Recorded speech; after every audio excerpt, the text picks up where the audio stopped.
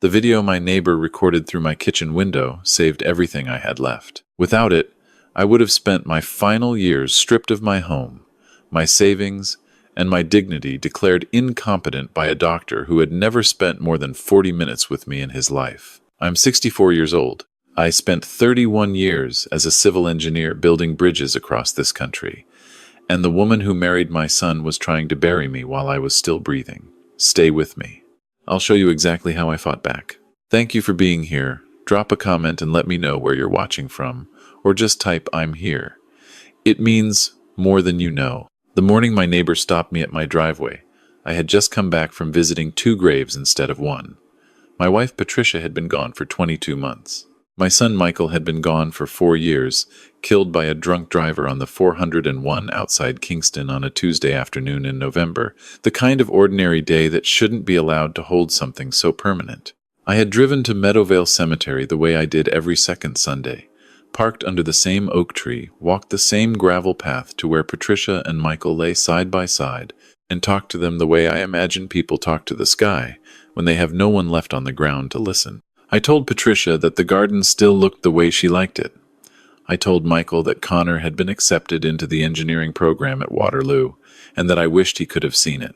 Connor was 22, my grandson, Michael's son from his first relationship. A quiet, serious young man who had inherited his father's jaw and his grandmother's patience. He was the best thing I had left, and I told Michael that too. I was halfway up my driveway in Oakville when Dorothy Pierce came across her lawn faster than I had seen her move since her knee replacement the previous spring. Dorothy was 72. She had lived in the pale yellow house next door since before I had bought this place. She had brought soup when Patricia was going through chemo. I had shoveled her walk every winter without being asked. We were the kind of neighbors people used to have before everyone stopped speaking to each other. Frank. Her voice was sharp. Not her usual voice. "Don't go inside yet. Come here, please." I stopped. Her face was tight in a way I had never seen. Not worried, she pulled me through her gate, around the side of her house, and in through her back door, before she said another word.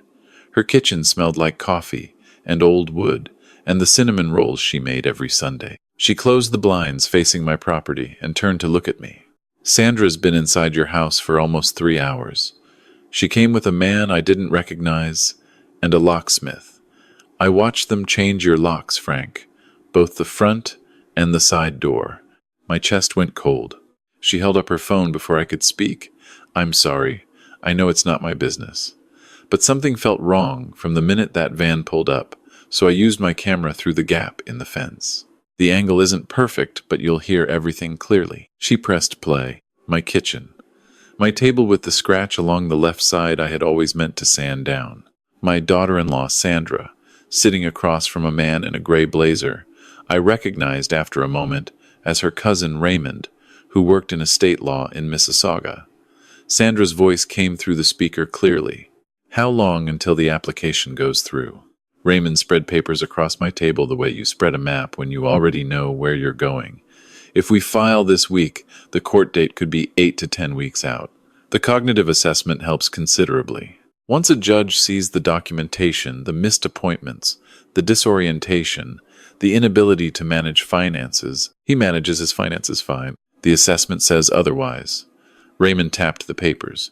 "Dr. Gallant's report indicates moderate decline, significant enough to support a guardianship of property application under the Substitute Decisions Act. Once a guardian of property is appointed, that person controls everything. The RRSP accounts, the TFSA, the house, the investment portfolio." Sandra leaned forward. "And Connor's trust? Managed by the guardian until Connor turns 30. You would make all decisions regarding distribution. What about the property itself? Can it be sold? With court approval?" Given the value of Oakville real estate right now, Raymond paused. The house alone would net over $1 million too. Combined with the investment accounts, you're looking at somewhere around 2.5 million CAD, conservatively. Sandra sat back. She had the same composed look she'd had at every Christmas dinner for the past 8 years. The look that had always made me feel vaguely uneasy without knowing why. "When do we file? I'll have the documents ready by Wednesday." Dorothy stopped the video.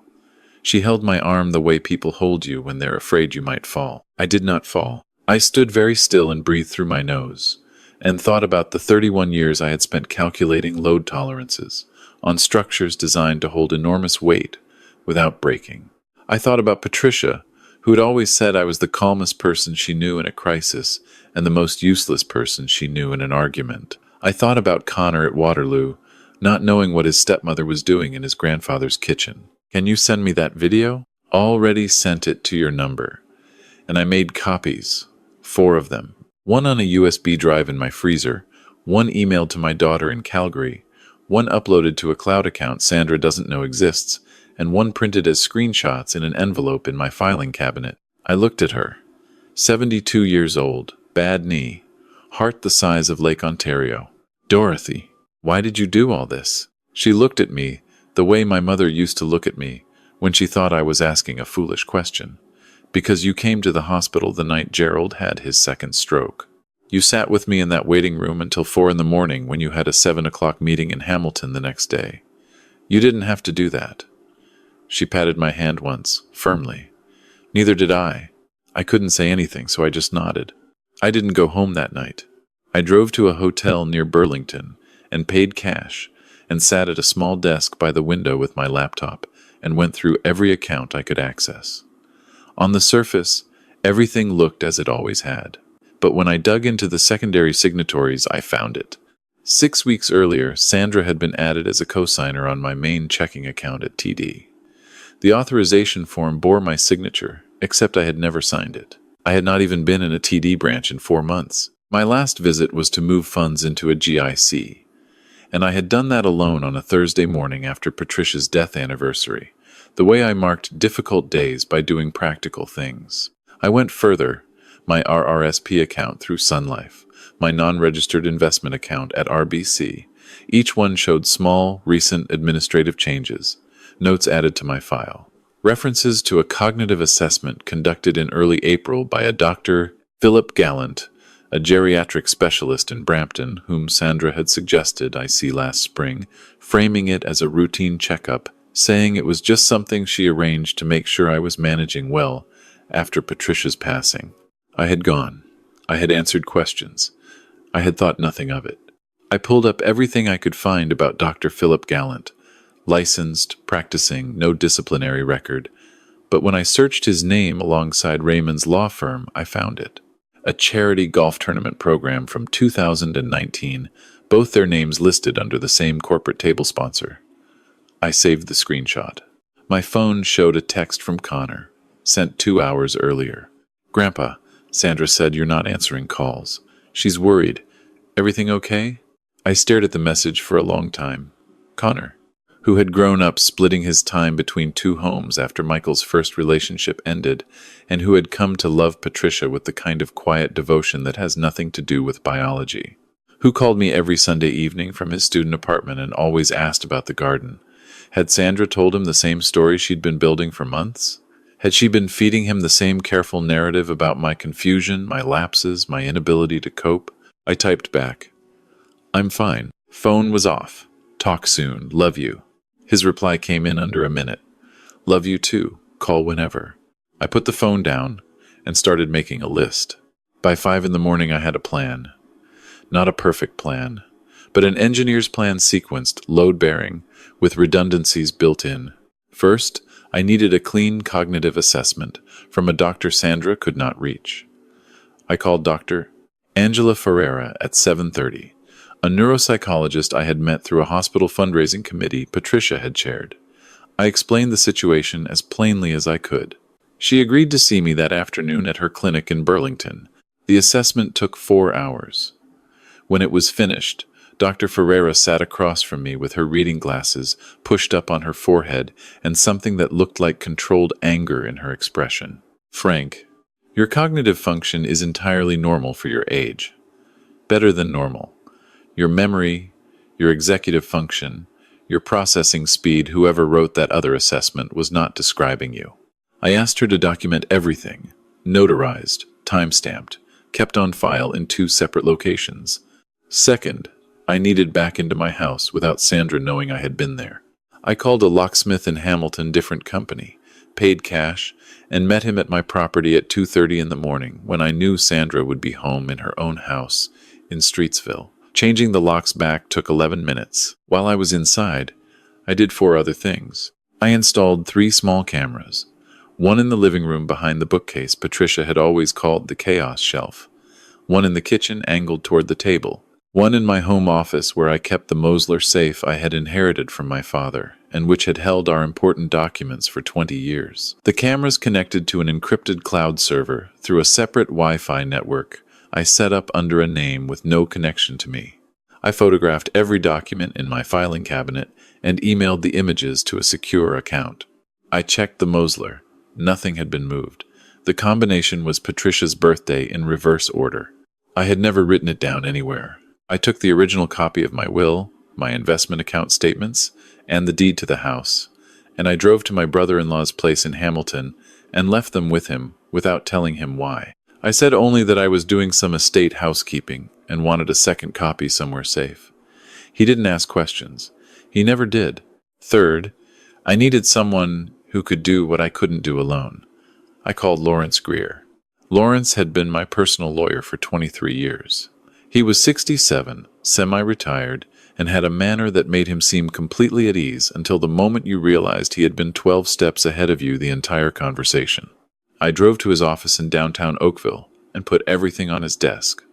Dorothy's video, the unauthorized account changes, Dr. Gallant's assessment, the screenshot from the golf tournament, the application documents I had found filed in my own cabinet, a draft of Sandra's guardianship of property application, which she had apparently left during one of her earlier visits, perhaps on purpose and perhaps by accident. I did not know which, and it did not matter. Lawrence read without speaking.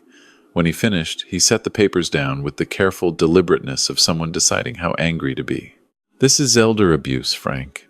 Financial elder abuse under the Criminal Code, and civil fraud under the Substitute Decisions Act. If we can demonstrate that she orchestrated a fraudulent cognitive assessment to support a guardianship application, she's looking at serious charges. The doctor is looking at a college complaint and potential criminal liability.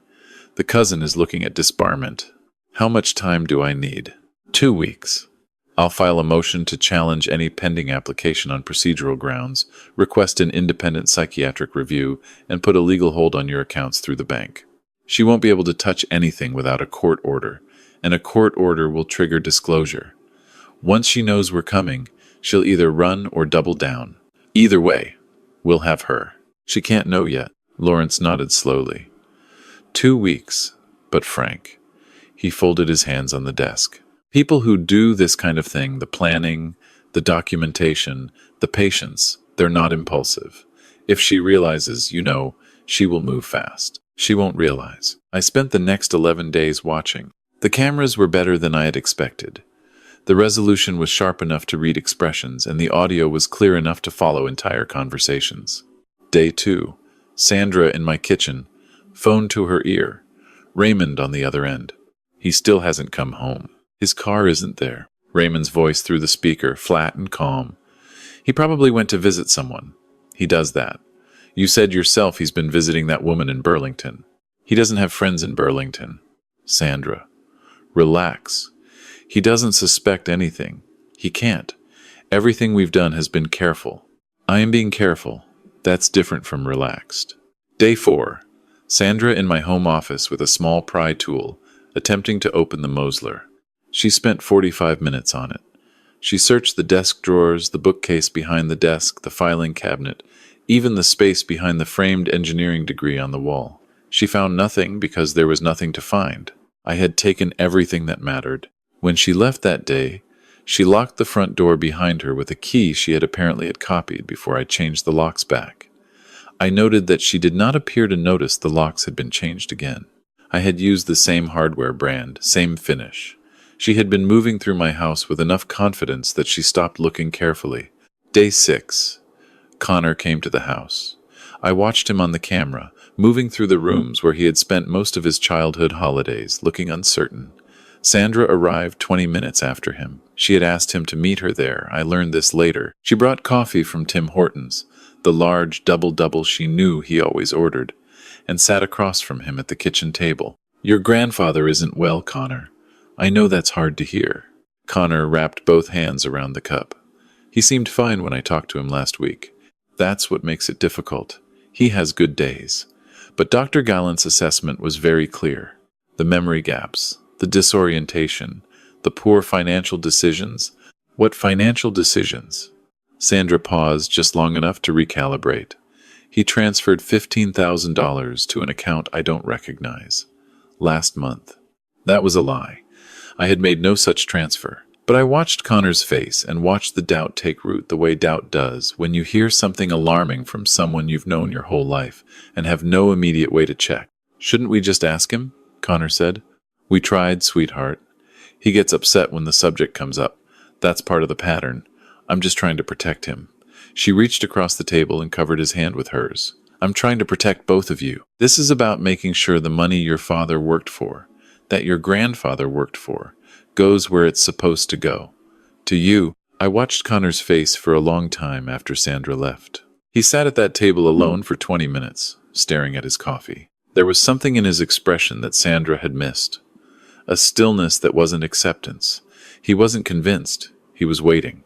The same way his father had always waited before he made a decision, very quiet on the outside, working hard on the inside. I called him that evening from a number he didn't have. When he answered, I said, "It's your grandfather. Don't say anything surprising. Just listen, and then tell me you'll meet me for breakfast tomorrow." He was quiet for 4 seconds. Then he said, "I'll meet you for breakfast tomorrow." We met at a diner in Burlington at 7 in the morning. A booth in the back, far from the windows. I got there first and ordered 2 coffees and waited. Connor walked in and looked at me the way people look at something they had started to doubt the existence of. He sat down across from me and didn't say anything for a moment. "You don't look sick," he said. "I'm not," Sandra said. I know what Sandra said. I've been listening to it on camera for 11 days. I slid my tablet across the table. "Before you say anything else, watch this." I played everything. Day 2, day 4. The conversation with Raymond. The evening, Sandra and Raymond had stayed late and talked finances. The number $2.5 million. The commission structure they had agreed on. The phrase Raymond used that I had played back 6 times. By the time the old man figures out what's happened to the trust, it'll be too late to reverse. Connor watched without moving. His coffee went cold. When the last clip ended, he looked up, and his eyes were red in the way of someone who has been betrayed by something they chose to believe. "I didn't know. I know you didn't. She told me you were getting lost driving. That you left the stove on twice. I've left the stove on once in my life. The summer your grandmother got her diagnosis, and I was distracted for 3 weeks straight." He pressed his hands flat on the table. "Grandpa, I'm sorry. I should have called more.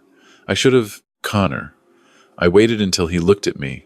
"You were exactly where a 22-year-old should be, building your own life. She worked very hard to make sure you were seeing only what she wanted you to see. That's not your failure. That's her sophistication." His jaw tightened. It was his father's jaw when Michael had made up his mind about something. "What do you need me to do?" "I need you to go back to Waterloo. Act entirely normal. Respond to Sandra's messages the way you always have. And don't tell her you've seen me." "Can you do that?" "Yes.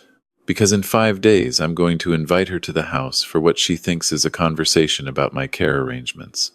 And when she arrives, I need her to walk in blind." He nodded once. Hard. "Okay." I looked at him across the table. Michael's son, Patricia's grandson, the only family I had left who deserved the name. "There's one more thing."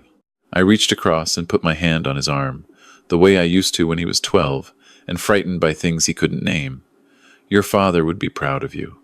Not for this, for Waterloo, for the person you are. I want you to know I believe that." He didn't say anything, but his shoulders came down about an inch, the way shoulders do when they've been carrying something for a long time without knowing it. The confrontation happened on a Thursday evening. I had called Sandra 4 days earlier and told her I had been thinking about what she said, about planning ahead, about being realistic about my situation, and that I wanted to sit down and discuss it properly. I used the exact vocabulary she had been building around me for months. Care arrangements, peace of mind, getting ahead of things, I could hear the satisfaction in her voice that she tried very carefully to conceal. She arrived at 7 o'clock with Raymond, which I had anticipated. What she did not know was that Dorothy was in the sunroom at the back of the house, watching a live feed from the kitchen camera on her tablet. That Lawrence Greer was parked 2 houses down with Constable Renata Bishop from the Halton Regional Police, who had spent the previous afternoon reviewing everything Lawrence had compiled and had agreed that there was more than sufficient grounds for an arrest. That Connor was sitting in the kitchen behind the door to the back hallway, where he had arrived quietly through the back gate 40 minutes earlier, and that every word spoken in that living room was being live-streamed, encrypted, to a secure server, and simultaneously recorded by a solicitor's recorder Lawrence had installed in the bookcase that morning. Sandra walked through my front door with the ease of someone who had already begun to think of the place as hers. She was dressed the way she dressed, for important meetings. Careful, composed, professional. Raymond followed her with a leather document folder under his arm. "Frank, you look well?" "I feel well. Thanks for coming. Sit down." They sat on the sofa. I remained standing. I had learned long ago in project meetings that the person who remains standing controls the pace of the room. "I want to show you something before we start." I connected my phone to the television. The living room screen filled with the kitchen footage from day 2. Sandra's voice came out of the speakers at full volume. "Once a judge sees the documentation, Dr. Gallant's report indicates moderate decline." The color left Sandra's face so completely and so fast that it was almost clinical to watch. Raymond stood up.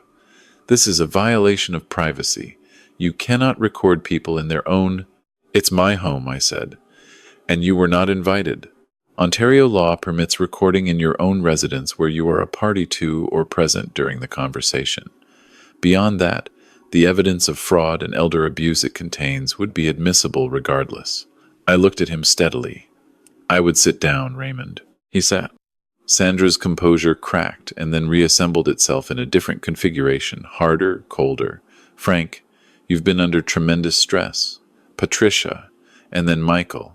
And living alone for 2 years, it takes a toll. What you think you're seeing in that video. You mean Dr. Gallant? The one whose assessment was fabricated in exchange for a fee Raymond transferred to an account in the Cayman Islands 3 days after my appointment?" I pulled up the financial documentation Lawrence had obtained through the bank's fraud investigation process. We have the transfer records. We have the email chain between Raymond's firm account and Dr. Raymond's firm account, Gallant's private account. We have the timestamps showing the assessment report was completed before my appointment actually took place. Raymond's folder dropped to the floor. We also have Dr. Ferreira's independent assessment, conducted under full clinical protocol, which found no cognitive impairment of any kind. I looked at Sandra. "And we have your conversation from day 8, where Raymond asked how much the estate was worth, and you said $2.5 million and discussed the commission you'd agreed on." Sandra stood. "I'm leaving." "No." Connor stepped out from the hallway. "You're not." She turned. For just a moment, something crossed her face that was not anger and not calculation. Something closer to grief. And then it closed. "Connor, sweetheart, you don't understand what's been happening. I've been trying to protect your grandfather." I watched the videos, Sandra. His voice was quiet and even and absolutely certain. All of them. "I was doing this for you. For the money your father. My father worked his whole life and died on a highway, and you waited 2 years, and then tried to steal from the man who raised him. He did not raise his voice. He did not need to. Don't tell me what my father would have wanted." The front door opened. Lawrence walked in with Constable Bishop and 2 officers from the Financial Crimes Unit who had been briefed the day before. Sandra Calloway, Raymond Holt. Constable Bishop's voice was formal and calm.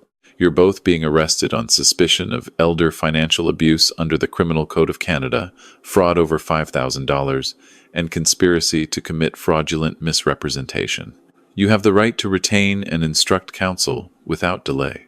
You have the right to be told the reasons for your arrest." Sandra looked at me one last time as they moved toward her. Her voice dropped to something low and even. "You'll regret this, Frank." I met her eyes without any feeling I needed to hide. "The only thing I regret is that Michael spent 8 years believing you were exactly what you pretended to be." The door closed. Connor sat down heavily in the armchair that had been my father's, the one Patricia had reupholstered twice and sworn she would never part with. He put his head in his hands. I can't believe she did this. I sat across from him. For a long time, she was probably just unhappy. A marriage that wasn't what she expected. A stepson who belonged more to his father's family than to her. A house in Oakville that she visited but never owned. At some point, the unhappiness turned into planning. That's not your fault, Connor. And it's not mine. It's hers. He looked up. What happens now? Now the law does what it's designed to do. The process took 4 months in total. The Crown proceeded with charges against both Sandra and Raymond. Dr. Gallant self-reported to the College of Physicians and Surgeons before charges could be filed against him and cooperated fully with the investigation. His license was suspended pending a formal review. Sandra received a conditional sentence of 2 years less a day, with stringent conditions, including repayment of all legal costs and no contact with me or Connor. Raymond was disbarred and sentenced to 18 months in a provincial facility.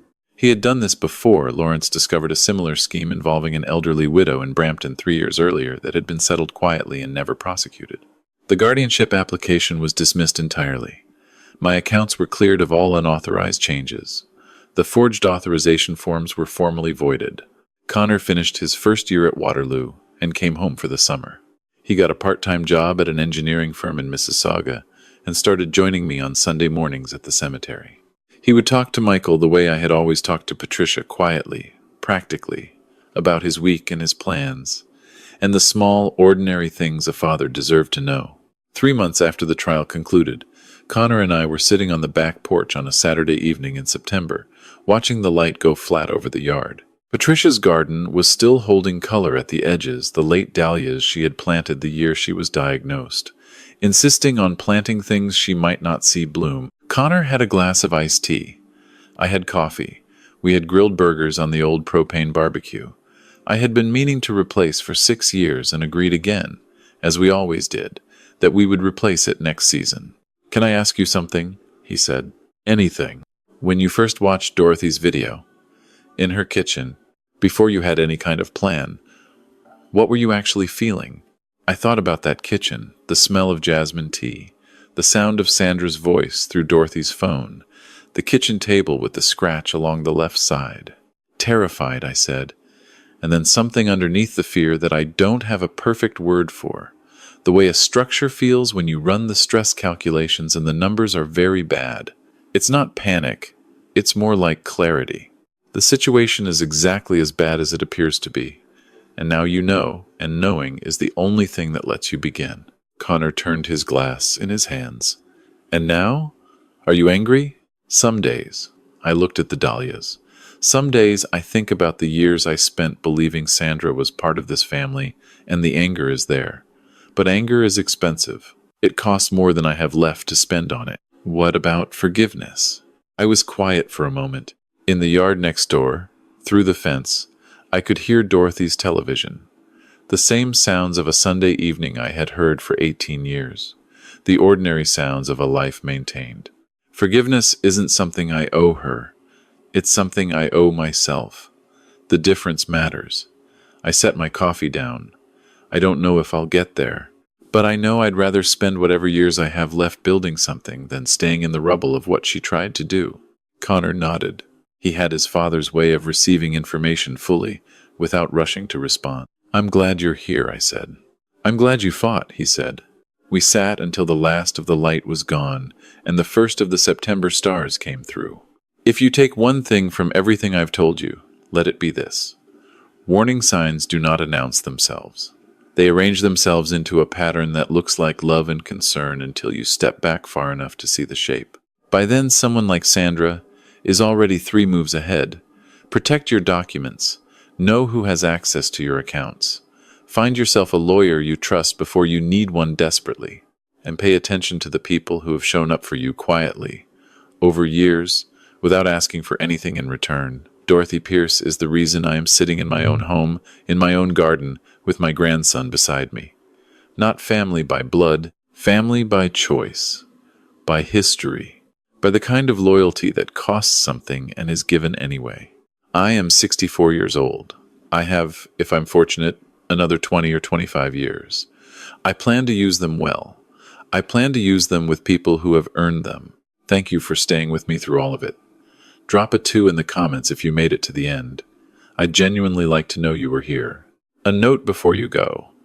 This story draws from real situations and real legal frameworks, shaped with fictional elements for the purposes of reflection and education.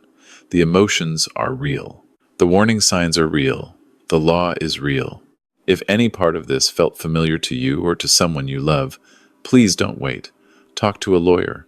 Call your bank. Reach out to someone you trust completely. And if it wasn't your story, but it spoke to you anyway, consider sharing it. Sometimes the stories we pass along are the ones that matter most.